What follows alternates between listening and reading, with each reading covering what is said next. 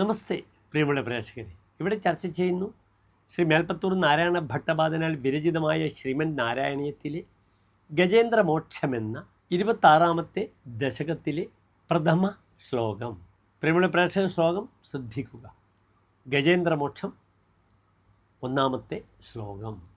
ഇവിടെ ശാലിനി വൃത്തത്തിലാണ് ഈ ശ്ലോകങ്ങളെല്ലാം തന്നെ ചിട്ടപ്പെടുത്തിയിട്ടുള്ളത്. ഇന്ദ്രദ്യുമ്ന പാണ്ഡ്യഖണ്ഡാതിരാജഃ ത്വദ്ഭക്താത്മാ ചന്ദനാദ്രൗ കദാചിത് ത്വത്സേവായാം മഗ്നധീരാനുലോകേ നൈവാഗസ്ത്യം പ്രാപ്തമാദിത്യകാമം. ഇനി ശ്ലോകത്തിൻ്റെ പദച്ഛേദം ശ്രദ്ധിക്കുക. ഇന്ദ്രദ്യുമ്നഃ പാണ്ഡ്യഖണ്ഡാതിരാജഃ ത്വദ്ഭക്താത്മാ ചന്ദ്രനാദ്രൗ കദാചിത് ത്വത്സേവായാം മഗ്നധീഹി ആലുലോകേ ന ഏവ അഗസ്ത്യം പ്രാപ്തം ആദിത്യകാമം. ഇനി ശ്ലോകത്തിൻ്റെ അന്വയം ശ്രദ്ധിക്കുക.